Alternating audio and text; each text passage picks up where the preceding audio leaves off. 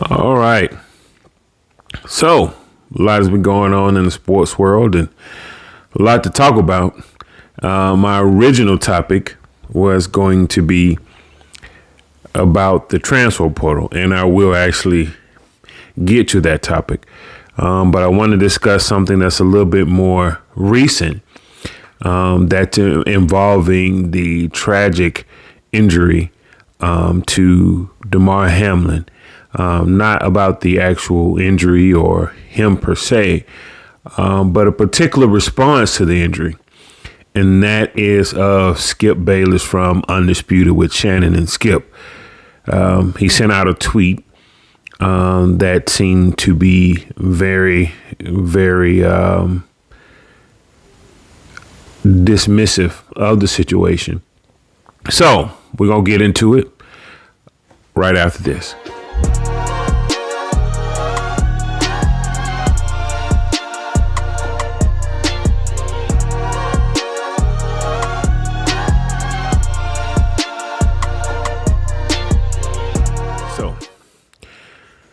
Early this week, my plans were to talk about the transfer portal and how so many players were jumping into the portal and the benefits, but as well as the very, very dangerous career proposition that it presents to those players that want to continue their football career by jumping into the portal. And I was all set to do it, but another topic came about that I felt like that needed some attention. And that was the tweet of Skip Bayless from the Monday Night Football game between the Buffalo Bills and the Cincinnati Bengals. A game that would probably determine, playoff seedings and who winning the division and things like that. And so Skip Bayless sent out a tweet regarding the situation. And I'm going to read it here for you guys so we can be reminded on what was actually said about the situation. And there was a lot of different responses to it. But none of the responses seemed to be very supportive of the tweet. So let me go back to it. So basically on Monday night, after the injury happened, Mr. Bayless tweeted out, "No doubt the NFL is considering postponing the rest of the game. But how? This late in the season, a game of this magnitude is crucial to the regular season outcome, which suddenly seems so irrelevant." One of the responses to this tweet was his partner, Shannon Sharp, actually not showing up the following day to the show over his disagreement with this tweet. And matter of fact, when he returned on Wednesday, there seemed to be also a little bit of sparring or back and forth about the situation, but they continued on with the show. And so a lot of people have responded, like how tasteless it was and that it was bad timing and just a bad taste for him to tweet something like this, almost as to say that it was in shock. Now, just again, to remind people about the situation, during the first quarter of the Bills and Cincinnati Bengals game, safety Damar Hamlin went to make a tackle on wide receiver T. Higgins. And he made the tackle, got up, and shortly after getting up from the tackle, he collapsed on the field. And it was such a dire situation where they had to bring out the EMTs and the ambulance and equipment to resuscitate him because he was no longer breathing, and actually had gone into cardiac arrest. He was resuscitated on the field, and they carried him to the University of Cincinnati hospital that was close by.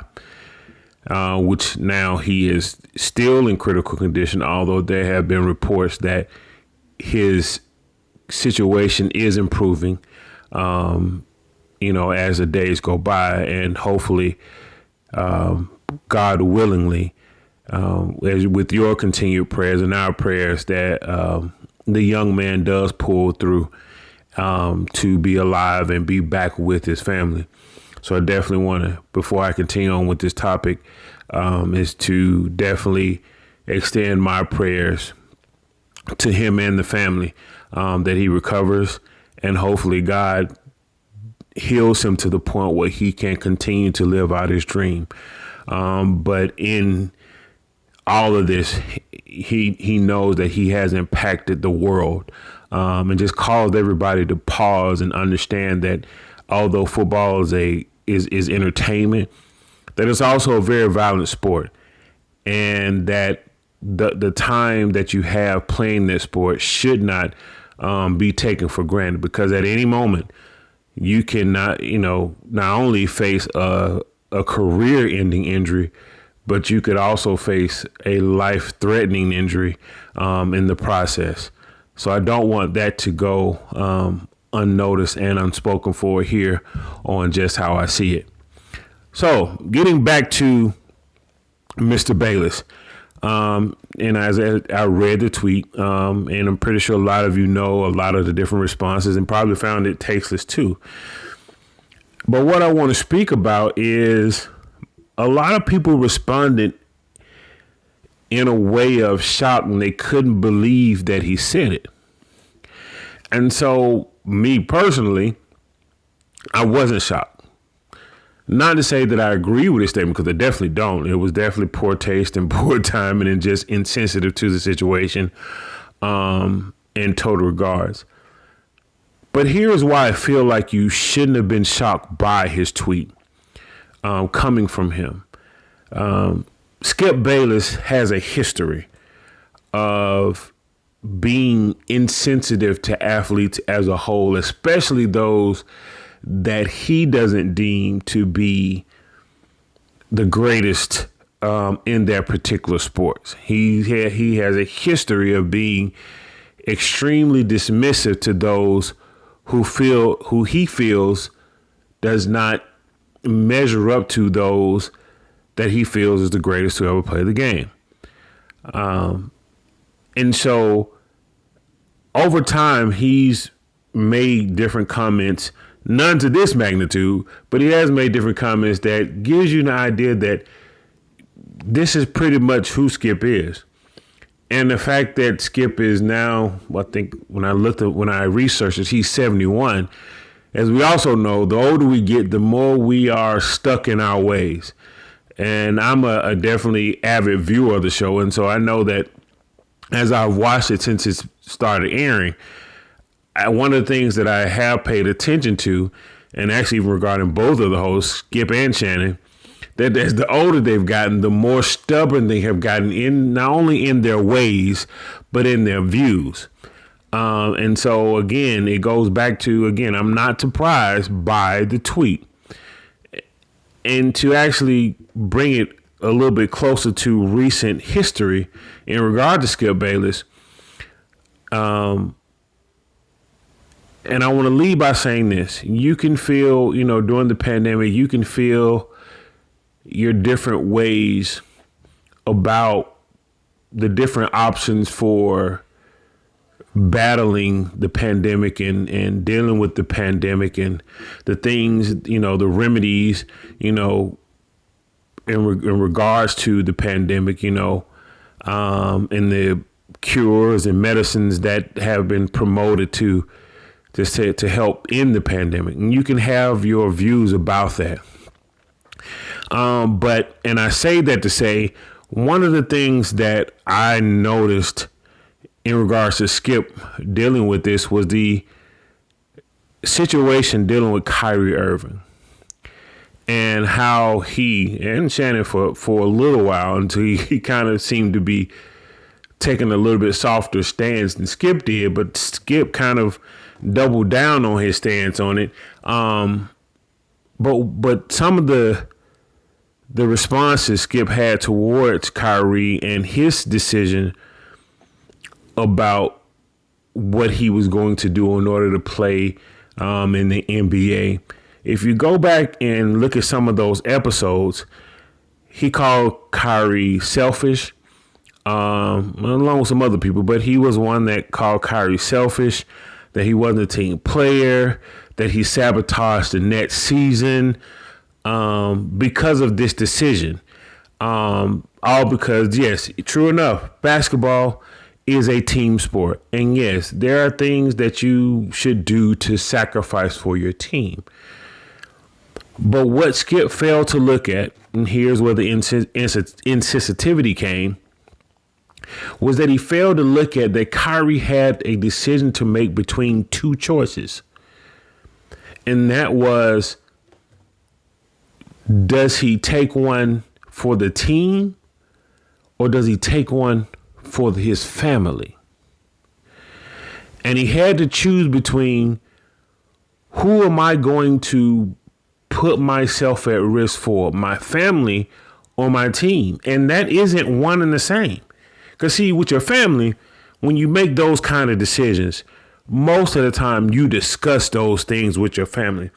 To kind of give you a reference point, when LeBron James was asked about the shit, what was he going to do in regard to playing again in the NBA and what the requirements were, he said that was something that he and his family, number one, had to discuss. And then after he made his decision, he said that was the decision that he and his family discussed, and they were comfortable with moving forward in their decision. And so with those kinds of things, family is important. And so what I feel like Skip was insensitive to was Kyrie's consideration for his family first. Kyrie, being a man that knows God and fears God, is a man who he seems to believe that he's led by God in a situation. Now, whether or not you agree with that, that's purely on you. But Kyrie isn't held to what you or I or Skip, for that matter, believes about God or his relationship with God, because it's his relationship with God. And so Kyrie has a choice to make.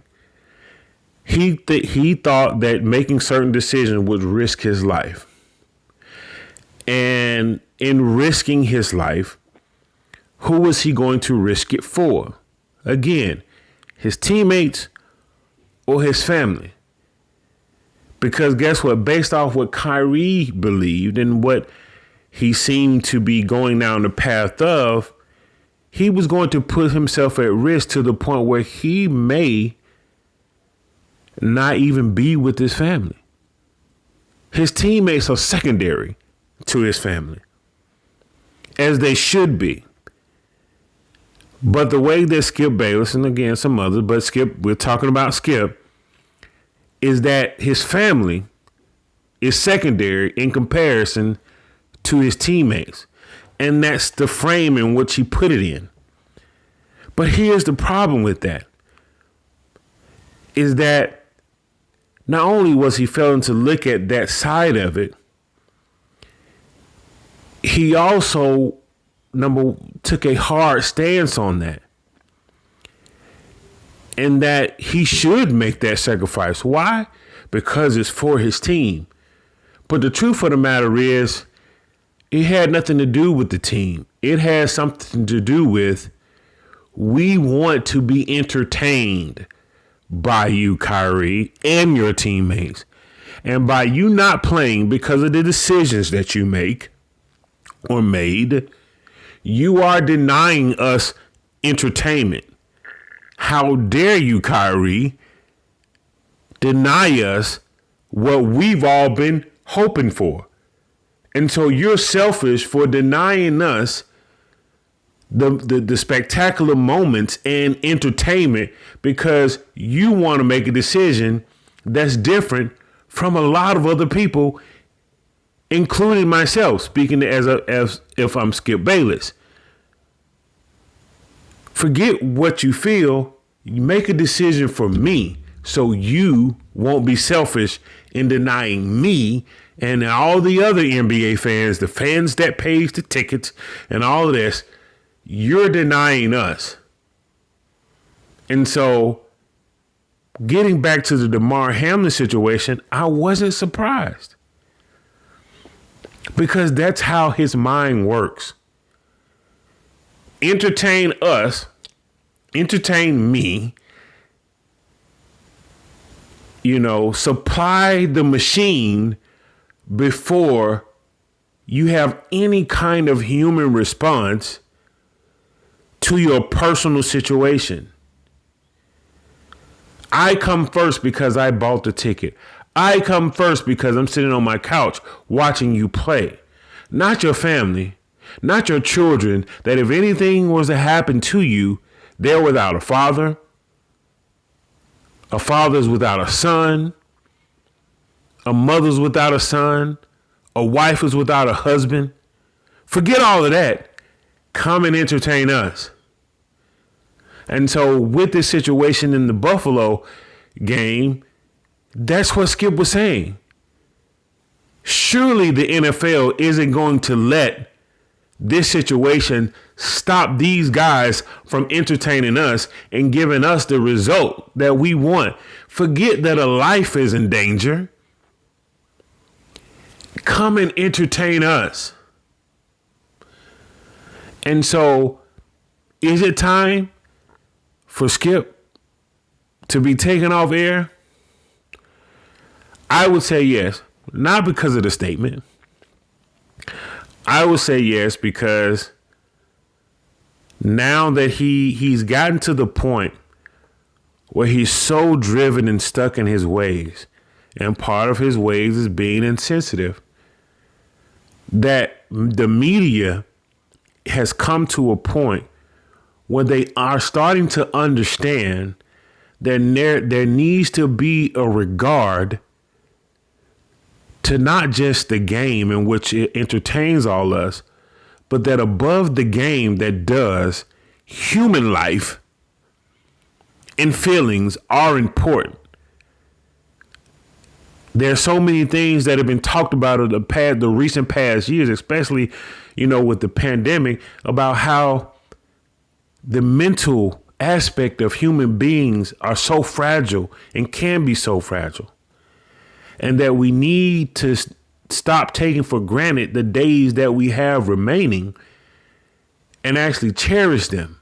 That's one thing that the pandemic taught us. But guess what? It seems like with Skip Bayless, because he still had his job, he still was making his money, that whole concept has seemed to pass him by. And so because it has, that means the industry that he's been in for so long has also passed him by. And that is why it is time for Skip to put down this microphone, ride off into the sunset, and call it a day. Because that type of sports reporting and sports commentating in this day and age, in this climate, just coming out of a pandemic, is not only insensitive, but it's disheartening and it's dangerous to the image of the sports that you're reporting on. Because now, and it's also dangerous to the companies that reports on the sports. And so he's now, because of his stubborn ways, has become detrimental to the progression of sports and sports reporting. So that's why it's time for Skip to be gone. That it's time to skip over Mr. Bayless and move on to a more open mind, maybe even a younger mind, to do the sports reporting. Someone who's in tune with what's going on and today in the mindsets and the hearts of not only the people that watch the sports, but the people that play it. Now, you may not agree with me. Some of you will still support Skip, and I get it. He has fans. But I would admonish Skip, when you're at home with your wife and your dog, when you're in your room, is to sit back and think about and reflect on some of the things that you've said.